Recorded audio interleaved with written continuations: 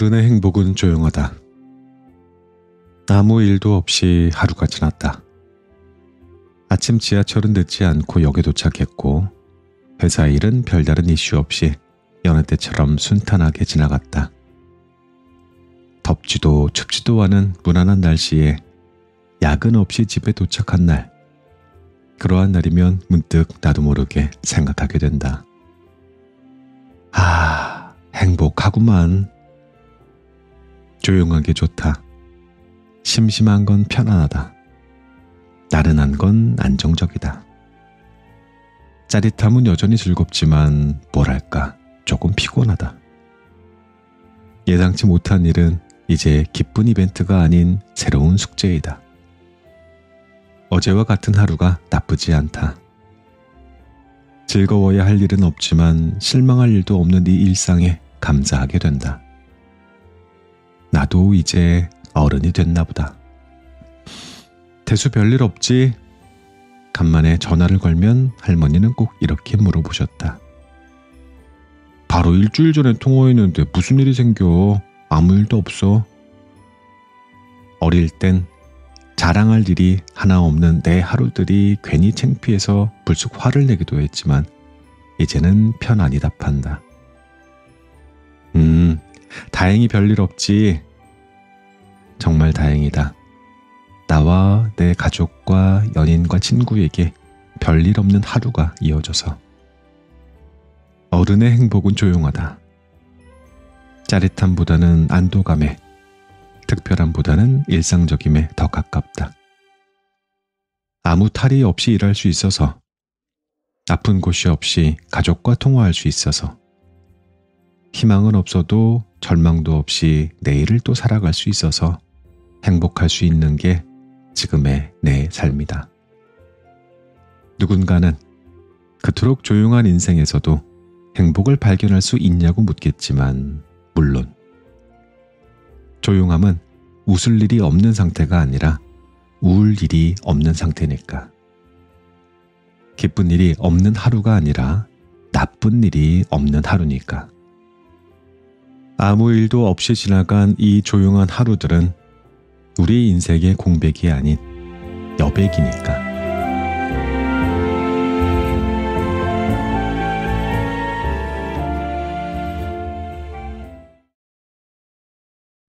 트럼프가 총에 맞았을 때 나는 내 주식이 가장 먼저 걱정됐다. 2024년 7월 13일 트럼프가 총에 맞았다. 20대 범인이 쏜 6발의 총알 중 한 발이 트럼프의 오른쪽 귀를 관통했고 현장은 즉시 아수라장이 되었다. 범인은 그 자리에서 즉결 사살 처리되었다. 전 세계 최강대국 대선 후보의 암살 미수 사건. 쏟아지는 속보에 나는 슬슬 걱정이 되기 시작했다. 잠깐만, 그럼 내 주식은? 우크라이나 전쟁 때도 그랬다. 코로나 때도 다르지 않았다. 각종 대형 인재가 일어날 때마다 나는 인명보다는 일단 내 주식이 더 먼저 걱정됐다. 주식, 그러니까 돈은 내 인생에서 너무 많은 부분을 차지했다. 너무 강한 빛깔로 빛나 다른 모든 걸 다 어둡게 만들었다. 추측컨대 이러한 결론 때문이었을 것이다. 야, 행복도 돈으로 살 수 있는 거야. 실제로 그랬다. 명절날 부모님께 두둑한 용돈을 드리는 것은 뿌듯한 경험이었다. 조카의 돌반지를 턱 하고 구매했을 때에는 진심으로 즐거웠다. 아내가 갖고 싶어 했던 목걸이를 생일 선물로 사줬을 때에는 정말 이제 스스로가 꽤 자랑스러웠다. 돈으로 행복을 살 수 있다는 건 실화였다. 적어도 내 인생에서만큼은. 다만 이 한 가지 의문만큼은 끝끝내 풀리지 않았다. 그래서 행복이 얼만데? 행복에도 가격표가 필요하다. 막연히 로또 1등 한 장 값은 있어야지 라는 상상은 너무 폭력적이지 않은가? 그럼 나는 평생 행복할 수 없을 것이다. 행복을 구매하기 위해서라도 내겐 좀 현실적인 숫자가 필요했다. 책을 좋아하니 한 달에 책 살 돈 3만 원 정도는 필요할 것이다. 매주 장볼 돈 10만 원 역시 필요하다. 고양이 간식, 아내와의 영화 한 편, 할머니에게 드릴 용돈 등등 나를 즐겁게 하는 순간들을 고르고 골라 가격표를 매겨보니 계산대 점원이 말했다. 이번 달 행복값은 총 180만 원이네요. 아니, 180억이 아니고? 행복은 마법의 성이 아니라 에어컨을 틀고 맞이하는 여름날의 낮잠이야. 나는 이 이야기를 무척 좋아한다. 마법의 성을 매수하는데 얼마가 드는지 알 수 없지만 여름날의 낮잠을 구매하는 데에는 전기세 약 650원 정도가 들 것이기 때문이다. 속물 같지만 이런 종류의 계산이 나는 더 좋다. 자본주의 시대답게 숫자로 찍어 눌러야 행복에도 현실감이 생기니까. 결국 돌고 돌아 행복은 숫자였다. 그것도 꽤 가져볼 만한 숫자. 행복에는 꿈이 없어야 한다. 목표도 필요 없고 다짐도 과하다. 정말로 행복하기 위해서 우린 한 달에 한 번쯤 공과금 액수를 묻듯 스스로에게 이러한 질문을 해야 한다. 2025년 1월, 이번 달의 행복값은 얼마지? 얼마가 나올지는 모르지만 한 가지는 분명하다. 행복은 돈으로 살 수 있다. 그것도 생각보다 싸게. 행복은 미루고 미룰 만큼 비싸지 않았다.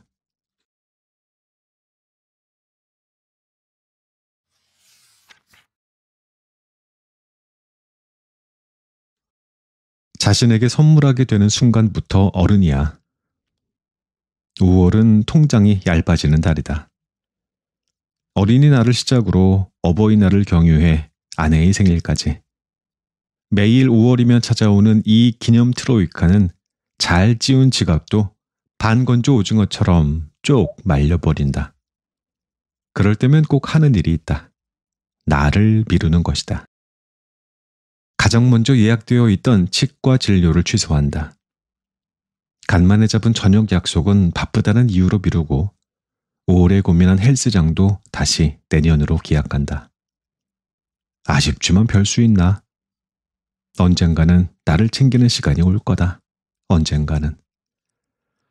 할머니, 올해는 나랑 여행 갈까? 문득 지난해 어버이날 할머니에게 던진 물음이 떠올랐다. 함께 저녁을 먹고 용기 내 물은 내 오래된 질문에 할머니는 웃으며 답했다. 예, 너 혼자 가라. 할미는 이제 화장실 가는 것도 태산이야. 언젠가. 할머니는 매번 이 말만 거듭하다 결국 화장실 가는 것도 힘든 97살이 되어버렸다. 짜증이 났다. 너무 늦어버린 내 효도와 그것조차 기다려주지 않은 할머니의 야속한 세월에 화가 나 입을 꽉 닫아버렸다. 그 표정이 눈에 밟혀서인지 할머니는 평소답지 않게 긴 말을 이었다. 예, 너 늙으면 제일로 억울한 게 뭔지 아냐? 나는 할머니를 동그랗게 쳐다봤다. 주름? 아니야. 돈? 그거 좋지. 근데 그것도 아니야. 할미가 제일로 억울한 건 나는 언제 한번 놀아보나 그것만 보고 살았는데. 지랄. 이제 좀 놀아볼라 치니 다 늙어버렸다. 야야, 나는 마지막에 웃는 놈이 좋은 인생인 줄 알았다. 근데 자주 웃는 놈이 좋은 인생이었어. 그러니까 인생 너무 아끼고 살진 말어. 꽃놀이도 꼬박꼬박 댕기고 이제 보니 웃음이라는 것은 미루면은 돈처럼 쌓이는 게 아니라 더 사라지는 거더라. 할머니는 하고 싶은 게 없다고 했다. 아니, 할 수 있는 게 없다고 했다. 집으로 돌아가는 길 나도 모르게 생각했다. 희생은 아름답지만 지속되어서는 안 된다. 우리는 참고 억누르는 것이 어른스러운 것이라 배워왔지만 사실 아무도 자신의 자식마저 그러한 인생을 살기를 바라지는 않는다. 어른이란 자신을 가장 먼저 포기하는 사람이 아니었다. 자기 자신에게까지 선물을 할 줄 아는 사람이었다. 가정의 달 5월이다. 그 이름답게 매번 타인을 위해 지갑을 열어왔지만 이번 5월만큼은 다르고 싶다. 올해는 나를 위해 지갑을 열 것이다. 장바구니 맨 아래로 밀린 소설책 한 권을 살 것이다. 그리고 맨 앞장에 적을 것이다. 미루다 보면 있는 법이야. 나도 조금은 멋들어진 어른이 되고 싶다.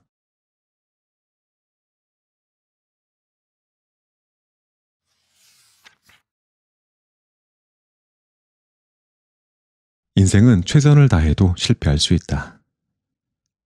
한국은 전 세계에서 가장 열심히 사는 나라다. 한 해 평균 1900시간을 일하는 데에도 업무 시간을 더 늘리려는 나라며 평균 공부 시간도 1위를 놓친 적이 없다.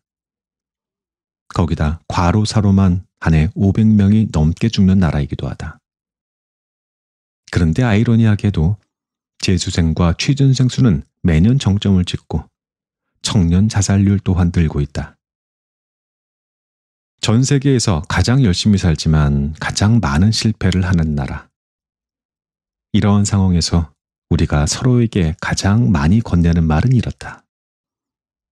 누칼협? 그러니까 누가 그렇게 살라고 칼 들이대고 협박함? 학업, 대입, 취업, 인간관계 등 요즘은 실패의 원인을 유독 개인에게 돌리는 경향이 강한 것 같다. 더 똑똑한 선택과 더 나은 노력을 하지 않은 내 탓이라는 것. 그런데 과연 그럴까? 아무리 철저하게 계산하더라도 인생은 꼭 삐딱선을 탄다. 예를 들어보자. 불과 5년 전만 해도 공무원은 꿈의 직업이었다. 경쟁률은 40대 1. 노량진에는 남는 방이 없었다. 지금은 남는 게 공실이다. 퇴직도 끝도 없이 늘고 있다. 5년 뒤 국제정세 변화로 금리와 물가가 동반 상승할 거야. 그럼 공무원 월급으로는 살기 힘들어지겠지. 이게 과연 개인이 예상할 수 있는 범위일까? 아니다. 그냥 그때에도 지금도 우리는 현재의 내가 내릴 수 있는 최선의 선택을 하고 최선의 노력을 하며 살고 있다. 그럼에도 불구하고 인생은 실패할 수 있을 뿐이다. 그 어떤 것도 아닌 운 때문에. 2020년 배우 오정세 씨는 남자 조연상을 수상하며 이렇게 말했다. 100편의 작품을 하는 동안 어떠한 작품은 성공하고 또 어떠한 작품은 심하게 망했습니다. 분명 똑같이 열심히 했는데 결과는 전혀 달랐죠. 돌이켜보면 내가 잘해서 잘 된 것도 내가 못해서 망한 것도 아닌 것 같아요. 그러한 면에서 세상은 참 불공평합니다. 열심히 자기 일을 하며 산다고 똑같은 결과가 주어지는 건 아니니까요. 그러니 여러분, 자책하지 마십시오. 세상에는 여러분 탓이 아닌 실패도 많습니다. 그냥 계속하다 보면 평소와 똑같이 했는데 생각지도 못했던 위로와 보상이 찾아올지도 몰라요. 저에게 동백이가 찾아온 것처럼요. 그의 말처럼 절망이 넘치는 시대, 우리는 좀 더 운의 힘을 믿어야 한다. 최선의 선택을 하고 최선의 노력을 해도 원하지 않는 결과를 얻을 수 있다는 당연한 진실을 받아들여야 한다. 실패는 온전히 당신의 것이 아니다. 최선을 다한 자신에게, 소중한 사람들에게 너의 탓이 아니야 라는 말을 좀 더 넉넉하게 건넬 줄도 알아야 한다. 아무것도 하지 않을 핑곗거리가 아닌 삶을 포기하지 않고 다시 시작할 용기를 얻기 위해서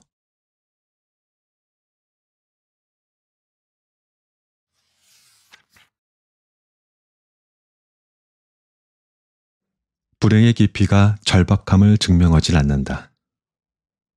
취업에 실패한 날, 예능을 보고 웃는 나를 보며 이렇게 말한 적이 있었다. 네가 지금 웃을 때냐? 한심하네. 염치도 없지. 이따위로 사니까 네가 떨어지는 거야.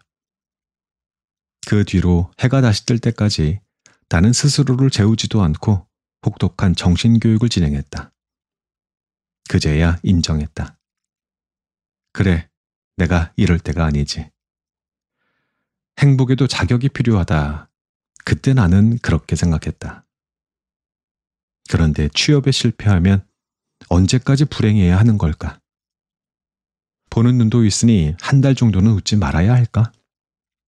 아니면 합격할 때까지는 절대 가부좌를 풀지 말아야 하나? 혹 조금 더 나이가 먹어 결혼에 실패한다면 어떨까? 그걸 넘어 부모님이나 아이가 아프다면? 나는 나에게서 얼마간의 웃음과 행복을 거세해야 할까? 1년이면 충분할까? 그런데 이러한 내가 정말 실패해서 불행한 건 맞나? 그냥 실패하면 불행해야 한다고 생각하는 나 때문은 아닐까? 사람은 불행하면서도 행복할 수 있다.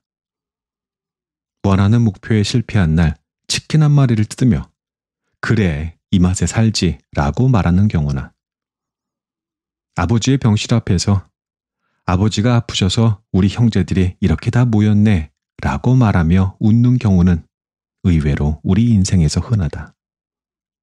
자연스러운 일이다. 뉴턴의 작용 반작용의 법칙처럼 강한 불행은 그만큼의 행복은 아니어도 적당량의 행복은 반드시 돌려준다. 그러나 우리는 그걸 인위적으로 막는다. 나는 웃을 자격도 없어. 내 마음은 거기서 죽는다. 학창시절 나는 진심으로 혼나는 척을 잘하는 아이였다.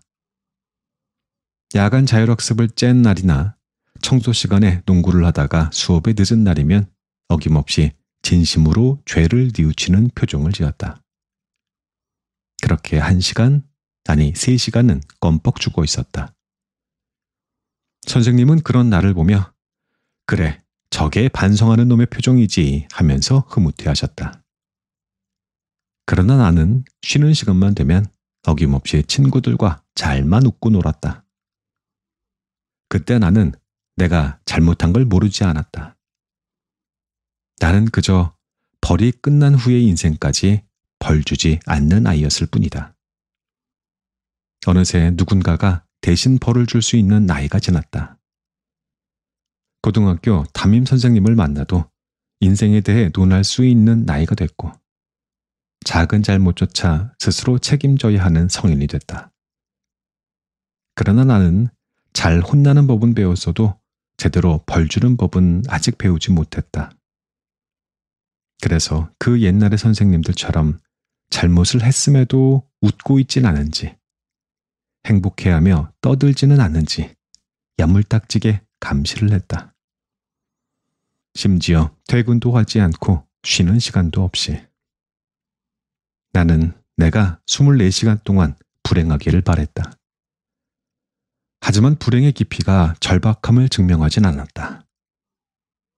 오랜 시간 깊이 우울해한다고 달라지는 건 조금 더 망가진 내 마음밖에 없었다.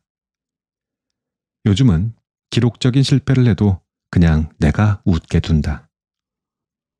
불행에 적정 기간 따위는 두지 않고 행복이 새 나올 틈도 기껏 메우지 않는다. 이따금 네가 지금 이럴 때야? 라는 불호령이 떨어지기도 하지만 뭐 어쩌라고. 실패해서 짜증나 죽겠는데 웃지도 말라고? 나는 그저 다음 인생을 살 준비가 됐을 뿐이다. 실패는 슬프지만 오늘로 끝낼 것이다. 그게 내가 웃음으로 불행에게 보내는 신호다. 나는 이제 웃으며 다음을 살 것이다. 나는 오늘을 실패했지만 내일은 웃으면서 다시 시작할 것이다.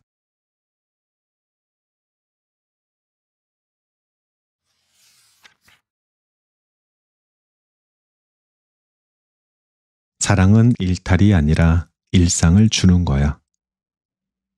어린 시절 할머니는 겨울만 되면 붕어빵을 사오셨다. 할아버지 없을 때 얼른 먹어. 소곤소곤.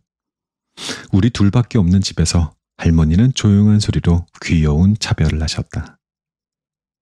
그렇게 김이 나는 붕어빵을 호호 불어 먹다 보면 기다리던 드라마가 시작했다. 제목이 인어 아가씨였던가?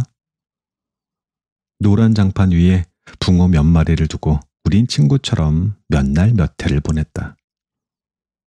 할머니, 붕어빵 사왔어. 그랬던 내가 이제 입장이 바뀌어 붕어빵을 사간다. 이게 새로 나온 슈크림이래. 한번 먹어봐. 이가 성취하는 할머니를 굳이 일으켜 나는 그때처럼 장판에 붕어를 깔고 이런저런 이야기를 나눈다. 할머니는 말한다. 할미는 이제 죽을 날이 얼마 안 남았어. 에? 나는 또 철없이 맞불을 놓는다. 웃기지 말라고. 할머니는 10년은 더 살 거라고. 웃는다. 끝이 보인다는 슬픈 표정으로 우린 애써서 웃는다. 어렸을 땐 큰 것을 해주는 것이 사랑이라 생각했다. 생일 선물로 최신형 윈도우 컴퓨터를 사주는 것. 계절마다 나이키 운동화를 척척 장만해 주는 것. 청바지는 키 클 것을 생각하지 않고 딱 맞게 사주고 작아지면 버리는 것. 그런 게 사랑이라 생각했다. 그래서 밥 해준 것 빼고 할머니가 나한테 해준 게 뭐냐며 그렇게 악을 썼다. 염치도 없지. 작은 것을 매일 해주는 게 실은 가장 큰 사랑인 줄도 모르고 어린 날에 나는 그렇게 울어댔다. 나를 사랑하긴 하느냐고. 그렇게 20년이 지났다. 나는 붕어빵을 한 입 물고 쑥스럽게 물었다. 할머니, 그때 나 진짜 꼴보기 싫었지. 할머니는 여러 개의 과거를 떠올리듯 뜸들이다 말했다. 아니야, 너는 애가 참 착해서 이뻤어. 나 참, 사람을 얼마나 더 미안하게 할 셈인지. 나는 코끝이 시큰해져 괜히 드라마를 보며 더 크게 웃었다. 결국 그날도 사랑한다는 말은 하지 않았다. 나는 그저 겨울이면 붕어빵을, 여름이면 수박을, 봄이고 가을이면 딸기와 감을 들고 할머니의 집으로 또 향할 뿐이다. 그게 내가 할 수 있는 전부다. 나는 그저 내가 줄 수 있는 가장 작은 사랑을 가장 자주 주려 한다. 큰 사랑을 모으고 모아 돌려줄 시간은 내게 남지 않았으니까. 그래서 오늘도 내일도 작디 작은 사랑을 지고 할머니의 집으로 찾아가 또 한 번 웃으면서 말하려 한다. 할머니, 나왔어. 김이 나는 붕어빵을 들고.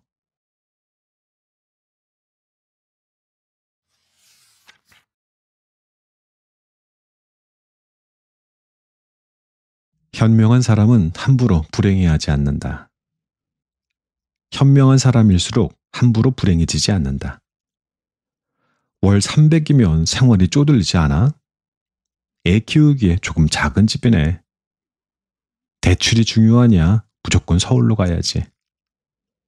내 연약한 마음을 대차게 흔들어 놓는 남들 얘기에 하나하나 반응하지 않고 과감하게 일축한다.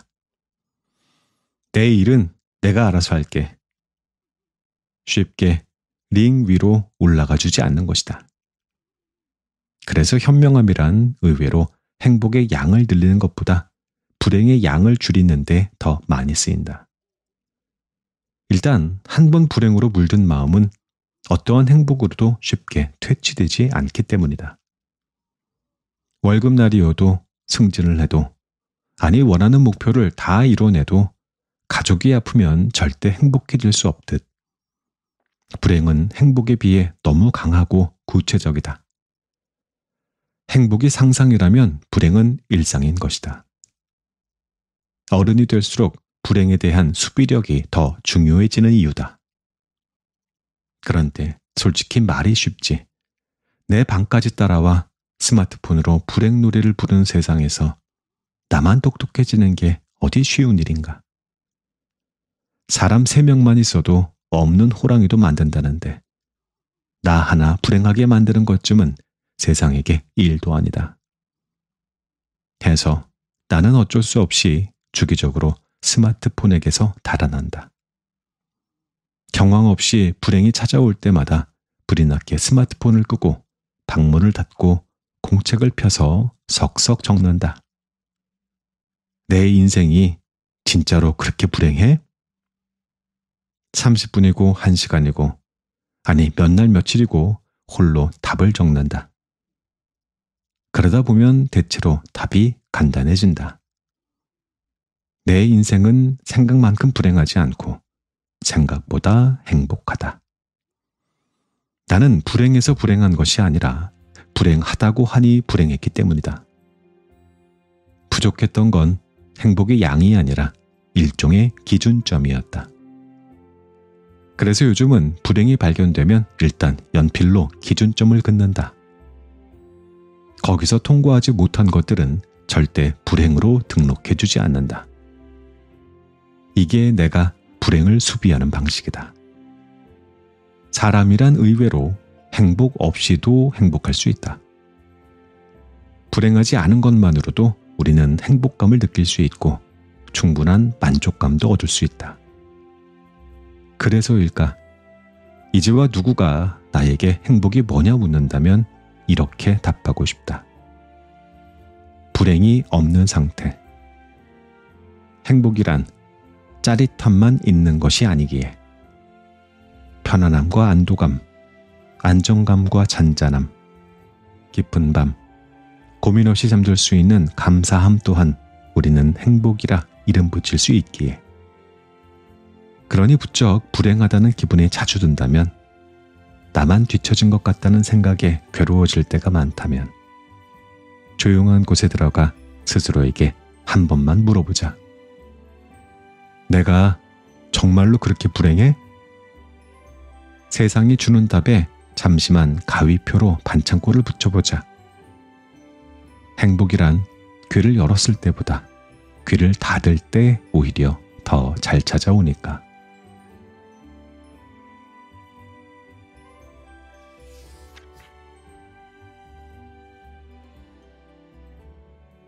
지금까지 어른의 행복은 조용하다 들려드렸습니다. 지은이 태수, 펴낸 것은 페이지 투 북스입니다. 어린 시절에는 이해할 수 없었던 별일 없지? 라는 인사말이 세월이 흐르면서 가장 깊은 축복의 언어로 다가오게 됐습니다. 세상은 매일 숱한 사건과 사고로 가득 차고 예기치 못한 불행이 불쑥불쑥 어디에서든 찾아오기도 하니까요. 그래서 무탈한 하루가 얼마나 소중한지 이제야 알게 됩니다. 작가가 이렇게 말했어요. 행복이란 불행이 없는 상태라고. 반짝이는 성취나 짜릿한 기쁨만이 아닌 잔잔한 평화, 고요한 안정감 속에 진정한 행복이 있다고요. 밤에 편히 잠들 수 있는 거, 특별한 걱정 없이 하루를 마무리할 수 있다는 거, 그것이야말로 우리가 누릴 수 있는 가장 확실한 축복입니다. 마지막에 웃는 놈이 좋은 인생인 줄 알았는데 아니라고. 자주 웃는 놈이 좋은 인생이라는 할머니의 말처럼 삶의 진정한 가치는 화려한 성공이나 큰 성취가 아닌 일상의 작은 기쁨들 속에 있는가 봅니다. 조용함이라는 것도 웃을 일이 없어서가 아니라 우울 일이 없는 평화로운 상태니까요. 돈으로도 살 수 있다는 행복. 그러나 미룰 만큼은 안 비싸지 않아요? 하는 물음에 저는 풋하고 웃었습니다. 그랬네. 그렇게 비싼 것 같지는 않았네. 생각해보니까. 어른의 행복은 조용하다. 네, 어렸을 때는 도무지 이해할 수 없었던 이 말이 이제는 가슴에 잔잔하게 스며듭니다. 그쵸? 우린 다 알고 있죠? 진짜 행복이라는 건 고요하게 흐르는 물처럼 조용한 거라는 거. 아무 일이 없어서 행복한 나무님들이기를 바라며 저는 이만 물러갑니다. 안녕히 계십시오.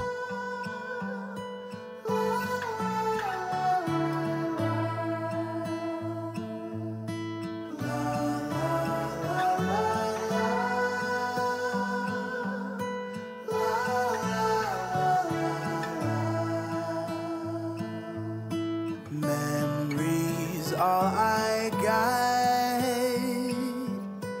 like an afterthought. What we felt and said, red wine in your bed, on the naked floor, behind that gated door, always so discreet, on 14 Washburn Street.